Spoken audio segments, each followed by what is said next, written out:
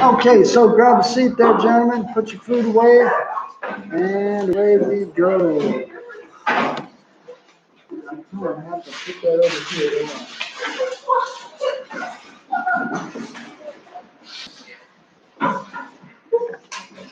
Let's not do that. Put it in there, bro.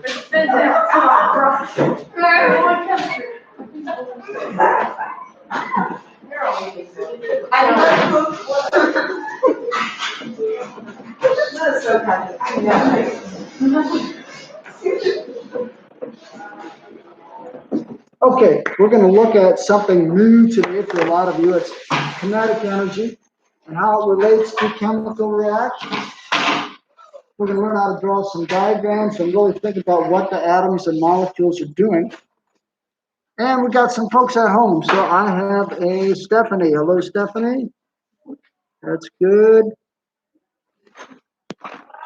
And do I have everybody here? Put the food away, please. Put the food away. Put the food far away. During class, I'm not going to let you eat. Okay, got everybody in this group. Okay. In fact, let's move folks up because I hate having folks in the back. So, Jonathan, once you back up, move your stuff just up here so I can see you there. And Melina, why don't you just come up a spot as well? Okay. And if you want, either I can move two of you or Brooks, I tell you what, Brooks, why don't I just have you come to the front? If that's all right. What? Going to sit there? Yeah. Yeah. So, Brooks, bring your stuff up here. I like everybody close, so there's no reason to sit way in the back. So, come on up front. Okay, in the meantime, I've got Yo. Welcome, Yo. I've got Lisa. I've got Esther. Thank you, Stephanie. Sorry about that. Okay, so today's objective, kinetic energy of molecules and in reactions. So first off, let's review a little bit from last time. Last time we talked about catalysts, and you can open up your notes to use this to answer some questions. We had two types of catalysts. Give me one of the two types of catalysts we had. One of the two types. Okay. Let me know. No.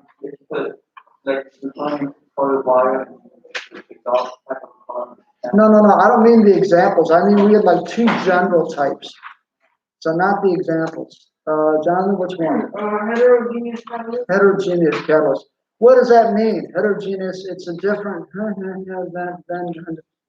Why heterogeneous? Because it has a different state of matter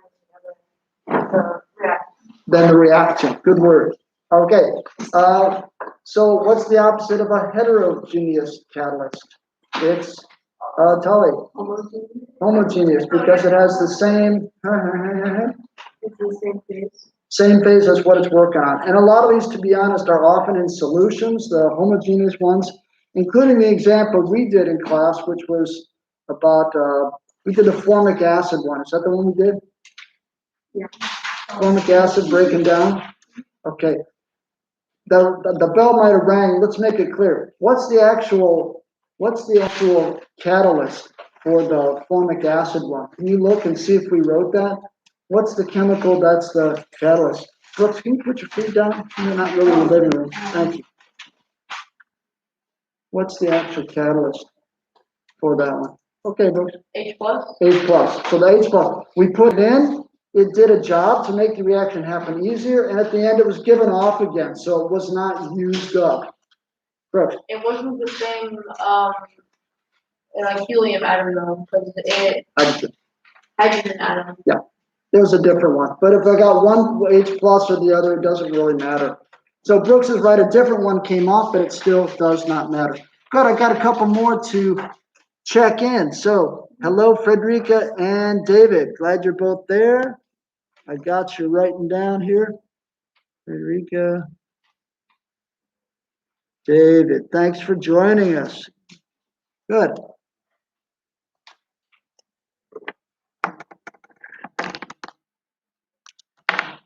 Okay. For the other one we did, which was not the one with the homogeneous, but the heterogeneous one, we talked about, Marino started to tell me about it, the catalytic converter. What does that do in your car? What does a catalytic converter do? And notice the name catalyst is kind of in it, isn't it? What does a catalytic converter do in a car? Only 3, 4, well, 4 of you know. Let's see if somebody home knows. What's a catalytic converter do in your car? Okay, UCN. It converts CO and NO2 to CO2 and N2 Yes, why do we want to do that? because CO and NO2 are poisonous. There you go. So poisonous for the human body. Good. So, yeah, so it's a catalyst to help us have that reaction happen faster. Ute. Let's begin. I think you warmed up. So I want to talk about a new word for some of you, maybe others not. We may look in a week or 2 or 3 about types of energy anyway, but I want to talk to you about kinetic energy.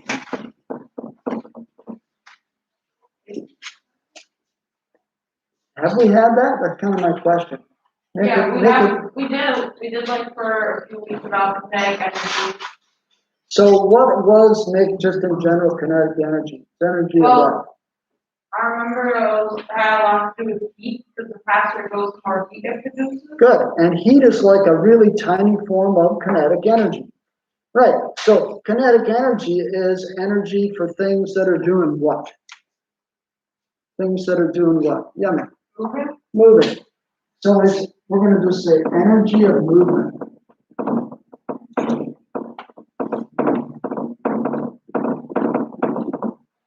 And for little tiny things, atoms and molecules,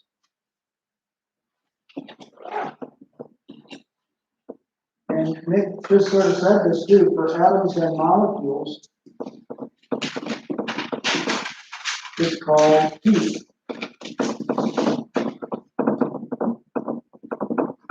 And heat energy is how much they're moving around. I got another person. I got Emil. Good. Thank you for joining us. Let me write you down. Emil.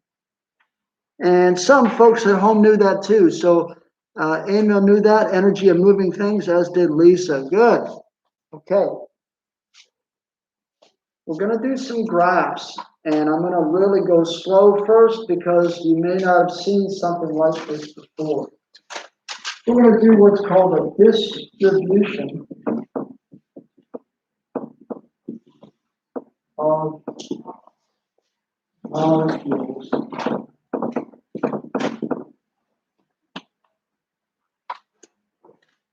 Yeah, let's just call it that. Distribution of molecules. Okay, and to do that, we can kind of do, let's see, no, we didn't do this because we're already in Corona time. If I got a room full of atoms, let's say you and my room full of atoms, you're gas atoms, you're all moving around, right? Okay. If I have you thinking really randomly, you're also going to be hitting each other, or hitting the window, right? And moving all the time. What if I do increase the temperature? What's going to happen if I do increase the temperature? Go ahead, Nick. Well, the atoms or us, I guess, will move faster and bump into more things. Yeah. It's like the car thing. So, good. Yeah, exactly right. So, higher temperature moving faster. Now, what about, got one more person. Welcome, Keanu. What about this question? Are all of you moving exactly the same speed? What do you think if you were moving around the classroom? Jonathan? No. No. I think no, because, for example, if you bump into something, then you need to slow down a bit. There you go. So what if I bump into this? Oh, and I slow down for a minute. And then what if somebody else bumps into me and then I speed up? So in general, your speed changes depending on the bumping. That's exactly right, Jonathan. And your speed may be different than the other molecules around you. But in general, if I turn up the heat, what? Tilly? In general, if I turn up the heat, what happens to all the speeds? Yeah, okay. So some Yeah, are so more. they generally are higher, right? Higher, okay? Yeah. But not always, okay? Especially if they bump into things, like Jonathan said, I could really slow down for an instant. And even at really high temperatures, there's a few slow molecules until maybe the next moment they get hit and then they speed up again. And maybe somebody else becomes slow. So it's a really chaotic world. Let's try and draw something of this world, okay? First off, over here we can think of like a box of molecules. And I'm going to just put little dots here for the molecules. Let me make it big enough so folks at home maybe can see. I'll put in just 5 molecules. And they're going random directions. And I'll put like little marks on them, like cartoons, right? So maybe that one's going medium, that one's going fast, that one's going medium, that one's going really slow, that one's going whatever. You know what I mean? So they're varying with their speeds.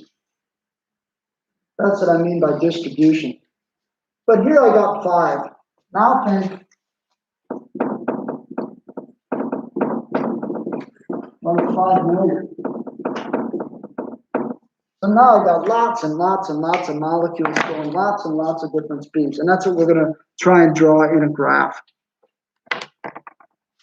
So here we go. All right.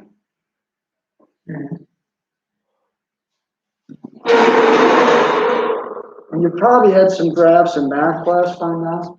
So on this side, this is the what axis. What do they call that in math class? That's The bottom of the Y. No, I mean that's the X. the X. Okay, that's the X. The other one is the Y. So let's call our X axis relative speeds or kinetic energy. And by the way, kinetic energy, I don't know if I told you, but the abbreviation is KE in science. Maybe some of you do that anyway. Okay, so relative speeds, here's what I mean. So let's say we got slow, or if it's kinetic energy low,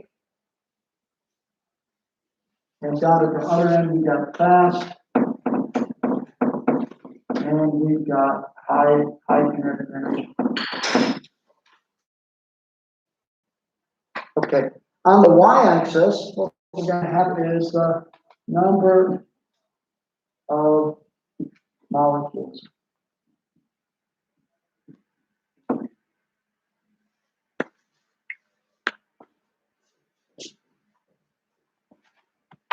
Hope my group is still there. Thank you. I lost you for a minute. And so I got lots of correct answers I didn't even see. Yeah, exactly. Lisa, Stephanie, X and Y axes, good. That's exactly right. Okay, so let's just say I got like a box of molecules with some like typical speeds, not an especially high or low temperature. Question or comment, really? Yeah. What that means is, we always said there's a few slow ones.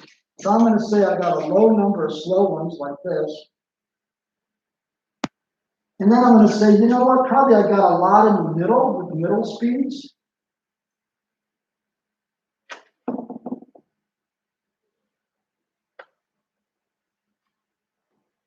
And I got a few fast ones. So that, folks, that's what I mean by a distribution. So let's kind of think about that. Let's think about that for a minute. So some slow ones, some fast ones, a lot with kind of middle speeds. And this is really typical if I have like a box of molecules or atoms that are gas molecules bumping around. This is really pretty typical. So lots and lots of them have about the same speed. If I drew it true like here, I'd say maybe lots more have a middle speed.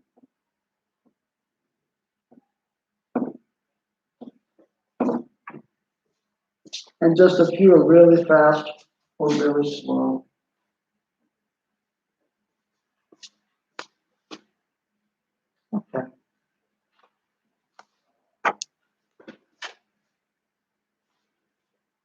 what's gonna happen to this bump?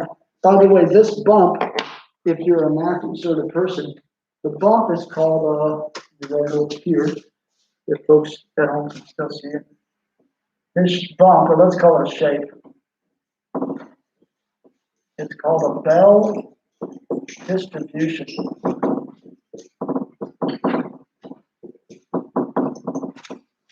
Because it looks like a bell. All right, so that's kind of it. And it's really like a typical distribution. So you'll see this in a lot of different sciences.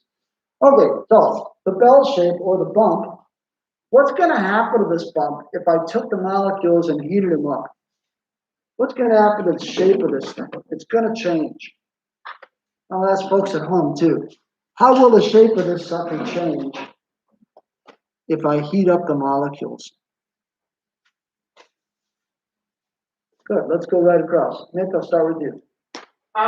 Well, there will be more fast ones, but it's not going to be all fast because there are always like some slow ones that get bumped, but it'll be more fast. Really good. Yeah, that's right on both accounts. So there's still a few slow ones, and there's going to be more fast ones. So what else can you say about that shape because of what Mick said? Really? It would move over to the right. You got it. So the bump's going to shift more towards that direction where I got more faster ones. So importantly, Nick said I've still got a few more slow ones, and that's important because they're still out there. And now I'm going to get more faster ones. So I'm going to shift the bump over to here. I got to extend my axis, don't I? Maybe something like that. So I've kind of moved the bump over, although it's not really looking very good. You know what? Let's not change colors. Let's keep the same blue for the axis. Let's make the shape a little more the way it would be. Yeah, that looks a little better. Okay, so I'm going to write a little note on the side. So that first line is going to be normal temperature.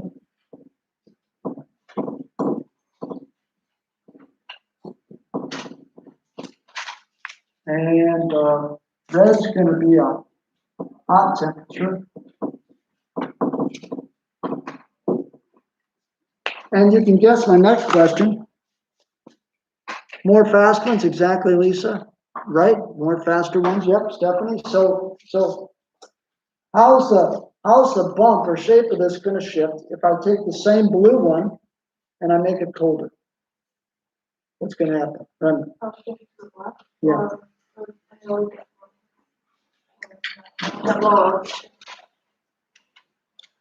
It'll shift to the left, but I didn't hear the other thing you said. No. Okay, so let's see if other folks online. Yeah, Lisa says shift to the left. Yep, right. I mean, correct. Okay. So let's kind of have that. So then I'll do that in black. That's going to be a lower temperature. Yeah. And so I'm going to have more slow ones.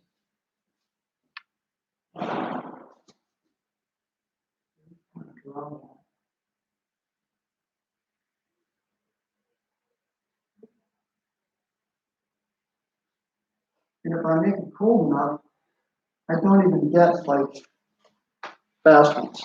They just aren't that fast if it's super cold. Now you notice I did something that's pretty weird with the bump. I also made it really high, didn't I? This is not a requirement, but I want you to think of why the bump gets high if it's cold and gets low if it's hot. All right, then what do you think? Because for when you have the higher number of molecules, because of the combined kinetic energy, you'll get a higher temperature anyway, but it's still less molecules. But you need more molecules to stay the same amount of heat if there's less if it's cold. No. Hold on just a second. Imagine that all three of these, as it would be the case, all involve the same population of molecules. Same box, I'm not making the box bigger or smaller, so I'm not changing the number of total molecules. That number's staying the same. But why is the shape of the bump higher here, middle, and lower if it's hot? This is a hard question, but it's one worth asking. I'm going to see if at home we got any answers too. Not yet. So let's talk about this bump a little more. Brooks. Well, the taller one is thinner, and then the hotter one is much wider, so you're still fitting the same amount Yeah. in the space. Yes. But the range is a bit bigger for the hot ones. Good. That's the thing. For the slower ones, the range is much smaller. Okay. The word that I'm looking for is exactly that word. It's talking about the range. Range means different number of numbers. So if it's hot, like the red one, I've got many different speeds they could have. Many different ones. So I've got some that are slow, some middle, some lots of different fast speeds. But if they're cold, I only got so many possible speeds. There's less possible speeds. So there's more of them at those lower speeds. So we do indeed have a wider range.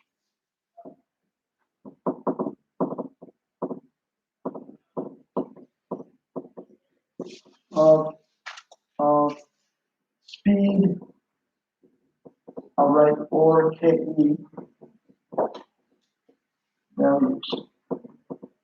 And for the black one that's supposed to be a cold, we got very few values. We got, let's call it a middle range.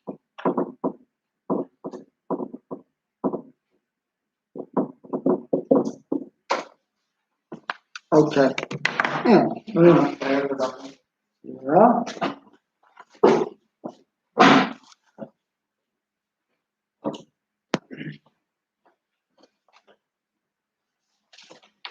Yeah.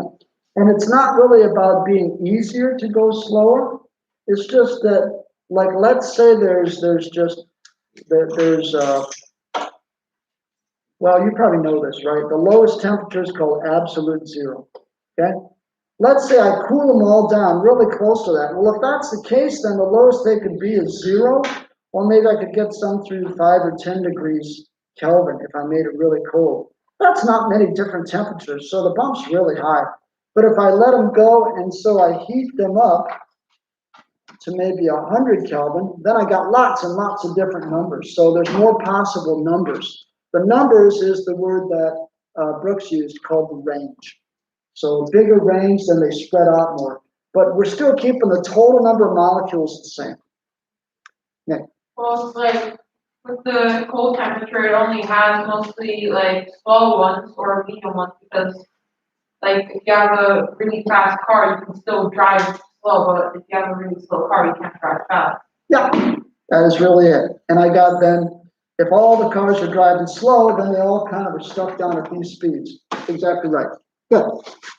Let's put some chemistry into it. So this part of our unit this year has been about speed of chemical reactions. And that's what I want to like put a line in now. Oh boy. I think I better start over. If I do this one, it's going to just be a big mess. So you can, I think you've got this down. I'm going to erase this. You can also just open the book. I could, but it tends to be really full of shadows. Yeah, it's really dirty. So I don't like that inside because it's a big pain. But I do sort of need the same graph. I'll just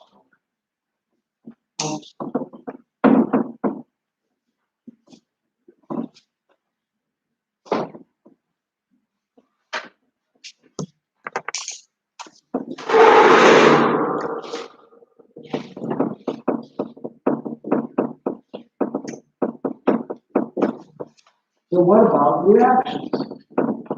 That's really what chemistry is about. Okay, the truth is, there's a term that we've talked about, but I haven't given you the name yet. And I'm going to give you the name right now. It's really an important chemistry term. It's called activation energy. Activation energy. And kind of like we did with the cars, all right? It's enough energy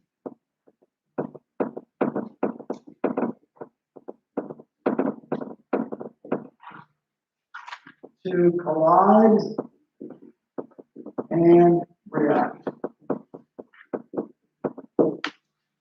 Remember how we said sometimes molecules kind of bump into each other, so they don't really do anything? That's actually really common. It's pretty seldom that I get them to actually react. So what I got to do is I got to heat up them enough, right? So slam or bam, they can hit, and they can, you'll learn this more next year, break the bonds they got, and then make new ones. Chemistry is all about breaking and making bonds. So I got to smash them up first to build something new. Kind of like if you had a set of models you had built, I want to make something new, I got to take the old ones apart. In chemistry, that's done by violent collisions. Like a Lego creator. So again? It's like one of those Lego creators. Yeah, except instead of being like something that you nicely take apart, you're like, chemistry, it's more violent. Pull them apart. Turns out the amount of energy really varies. Some reactions happen really easily.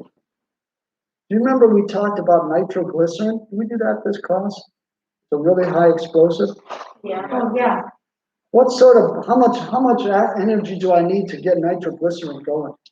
Not much at all. That's why it was so dangerous, right? At room temperatures, it explodes really easily. Bump up, too bad. But some stuff is really slow. Like if I want to melt steel, that's aluminum. Here's some steel. If I want to melt steel, I need a really high temperature. Enough to get them to break apart and become a liquid. It's not really a reaction, but it's still where I got to do something to break them up. And then the activation energy to get it melted is really high. Nick. Wait, so nitroglycerin like explodes just by being in like the temperature? Yep. So even if I have it at room temperature, if I'm not careful with it, if I dropped a test tube of it or something, bye-bye. That's how bad it would be. So Yeah. what is like the chemical reaction like for dynamite, like gunpowder? Is that like a reaction? Yeah, it is. And gunpowder has a activation energy too, Mitch.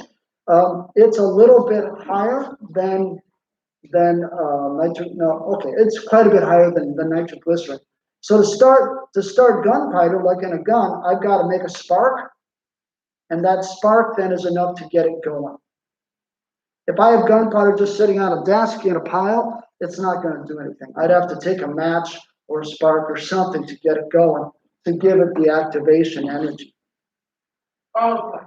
Yeah, so it'd be higher than nitroglycerin, but a lot less than to like melt steel or melt iron. And for nitroglycerin, like, because for it, the room temperature like so high, it's like for gunpowder being like a room full of sparks.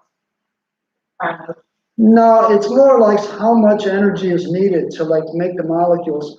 Like if I bump into Tony's desk here, if this is another molecule, well, if I bump like this, will I explode? If it's nitroglycerin, or if I bump like this and I'm like gunpowder, it won't explode. Oh. And if I'm steel, I can bump really hard and won't do anything because I need such a high temperature. Oh, okay. So it's all about the intensity of the collision Oh, okay. that's needed. Okay? Good. How does it work when you put a pure sodium block into water? Why does it react so much? All right, if I have pure sodium, which we don't have at the school anymore, if I put a little bit, if you do YouTube, you can watch it, a little bit in water, it's really what's called exothermic. Have you had that in chemistry? I may give you that at a later time. I can. It gives off a lot of heat.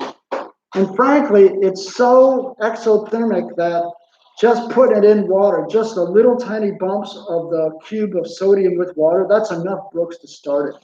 Yeah. So the activation energy would be high or low for that? Low. Low, super low. Super low. striking a match, right?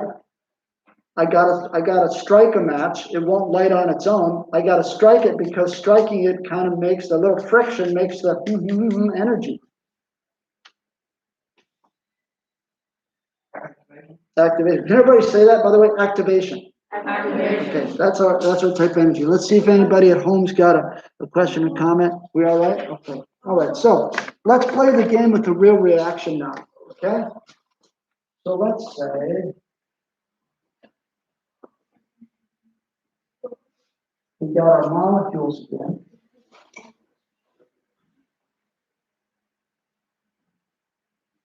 And that's just, again, number of molecules. I'm going to abbreviate this because you just did it. And this is like kinetic energy. Low, high. Now, here's what chemists do. They put in a line, and it's different for every reaction. And they say, you know what? If these molecules have this much kinetic energy, they'll react. So this line would be the activation energy.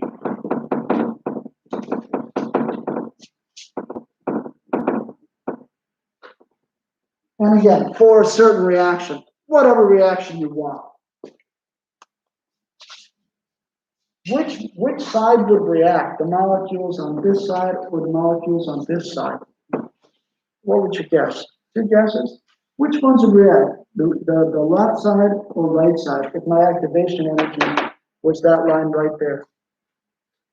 Really? The right side. The ones that are going at least that fast with that much kinetic energy or higher. So let's mark those. And let's write ourselves a note. These would react.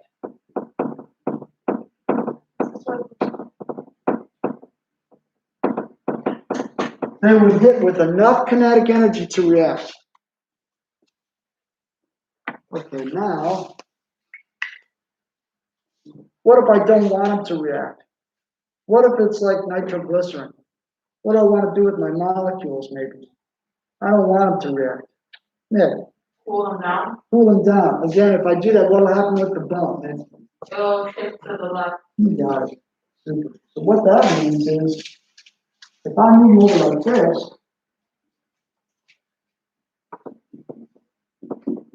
sometimes I can make it so they're so cold that none of them have activation energy. So we would have no reacting. No reacting at full temperature.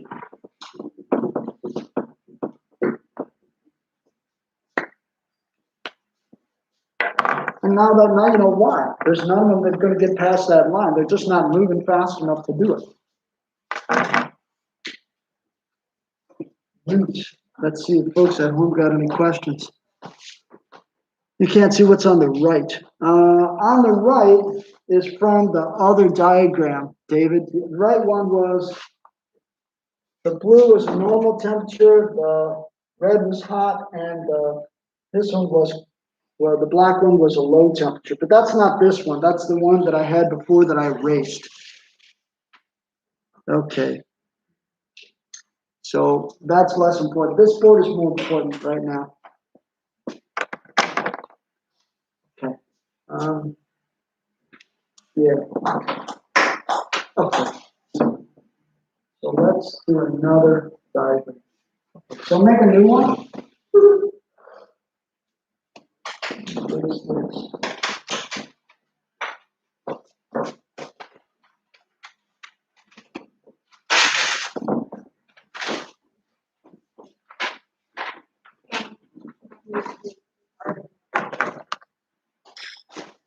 And we'll start again with just a standing point.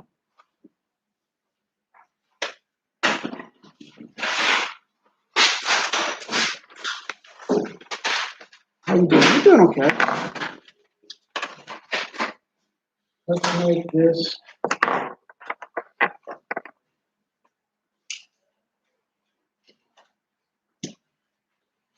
the activation.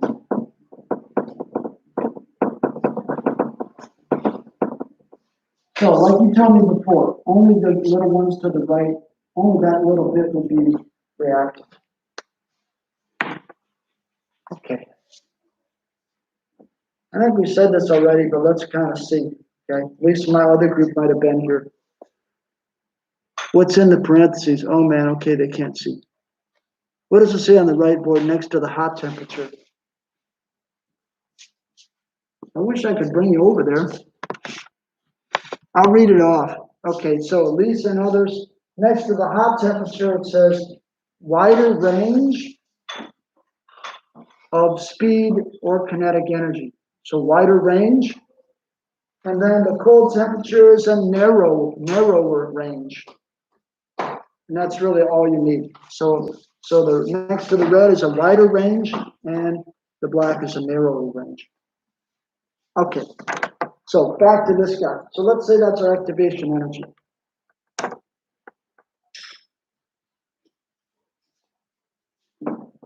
What again does your body do if you're fighting off a disease, a flu or something? Jonathan? It goes like, it starts to like fight back against the Yeah, disease. but it often does something to do that, Jonathan. What does your body often do to help fight against something? It goes, it has, small amounts of that disease, so it can fight it. You're talking about a vaccine. I'm not talking about a vaccine. No, what does your body often do? Heats up, Tilly, yep, heats up, heats up. Yeah, we call that having a what? fever. A fever. So I want to put somebody with a fever on here and have you think about it. So a fever, now a fever, you're not heating up much, are you? Like, what's the normal human body temperature in Celsius? What's your normal temperature? Anybody know normal is, Remy? 37.3. 37.3, so yeah, something like that. What would be like if you had kind of a fever? You might get up to what? And you feel pretty hot. Pretty hot, Marina? Like 39. 39, 40 be a really high fever. That's not much. It's only what, 2-3 degrees, right? We're going to see why that really matters. 40, Okay. 40 degrees. Yeah, that'd be pretty hot. Next. Well, you told us it's because to make the antibodies like move faster against the virus or Exactly. whatever. Exactly.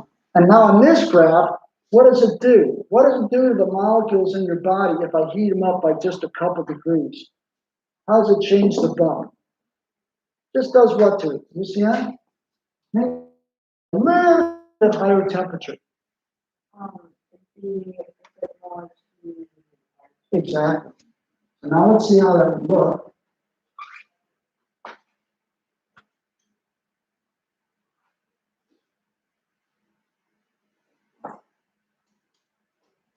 And I gotta extend my line a bit.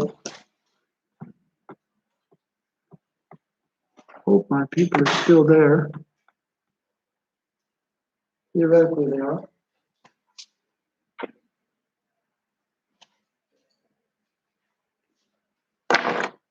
Okay. This is pretty mathematical. That's why I'm going slow. The area under the curve gives you the amount of molecules that are reacting. So if this is your body without the fever, the black one, you only got these molecules reacting. That's a pretty small area. What happens to the amount of area now that I've moved up that to what UCN has set? What happens to that area that can react? UCN? It grows. By how much? Compare this area with this. Yeah, how much, Brooks? Like 3 or 4 times. At least 3 or more, like about 10 times. Look at how tiny this little area is. Look how big this area is. So suddenly, all these suckers here, that's a big new area. So I'm going to write here with a fever of only, what would that be? How many degrees are we going up? 2 or 3, Remy? Is that what it is? With a fever of 2 to 3 degrees C increase in temp. And this is where it gets right back into chemistry, all right? we increase our rate of reaction many, many times. A little tiny temperature gain often means lots more molecules pass the activation energy line. I'll be right with you. Hold on then. So with a fever of only 2 to 3 increase in temperature, the rate of reaction typically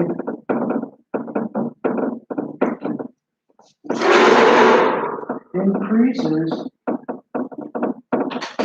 many times.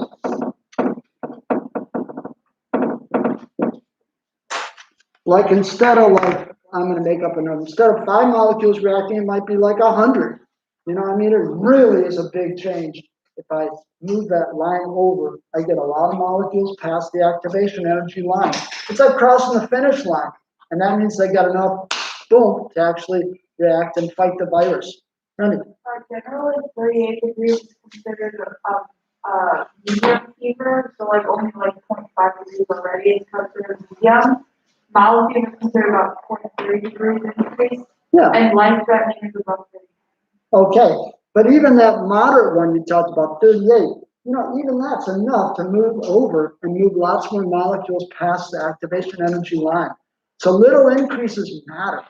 They matter in chemistry. And that's why. It's because of a graph like this. Do this. My brother, when he was born, and like around a year old, he was constantly sick. So he also had fevers, and it reached, I don't know, it was 41, definitely 40, so they had to rush him to the hospital. And it got so bad that even the doctor got nervous. Yeah, I'll bet. But did he grow out of that, so he doesn't have it now? No, it was like that. It was like a deep stuff. Yeah. That, Because 40 is like really nice.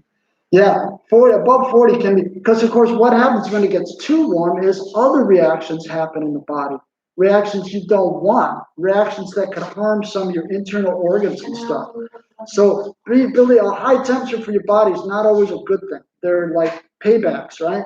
I can fight disease, but they might do some things in me that I don't want also. Yes. Like since it's fevers like from inside, so if you're to like heat yourself up like from the outside, but your like molecules also move faster.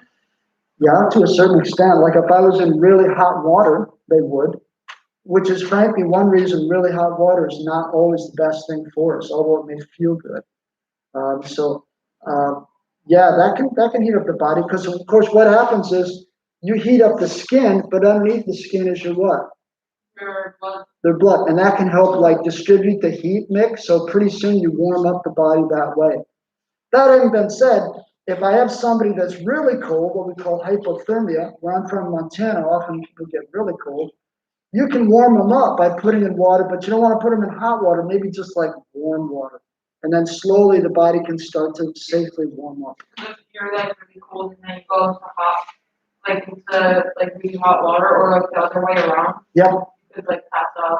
Yeah, exactly. Your body can go into shock and pass out. That's exactly right. Really? Oh yeah, also because when you start seeing stuff starts expanding too. When your body starts seeing stuff expand too. A little bit, but not so much. Not so much. Because we're mainly made of water. So luckily that doesn't happen so much, thankfully. Okay, good. Let's do nothing more on this. I'm going to ask you a couple questions. We're going to show you some graphs next time I see you and have you kind of put them in order. But I don't think we have time to do that, so I got to draw 4 graphs. So let's imagine this. Okay, some questions. If I add a catalyst, what do you suppose the catalyst does with the activation energy? If I add a catalyst, what might it do with the activation energy? You know? Yeah, it moves it which way? To the left. So suddenly, if my catalyst moves it here, automatically I got lots and lots more molecules that can react. This is often a job that chemists are given at a company. Hey, find us a catalyst. We want to make this faster. We want to make it at a lower temperature. Find us a catalyst to move this line that way. Thanks, folks. Thanks, folks at home. And And question, hey, You Elise. just use a catalyst, the catalyst in your body, so that more molecules move, but you don't harm your own body. Yes. We have a lot of reactions in your body that use our catalyst. The catalysts in the body are called enzymes. Your body makes a lot of them to help us like that all the time. Okay. Yep, exactly. Good. Okay. See you, folks.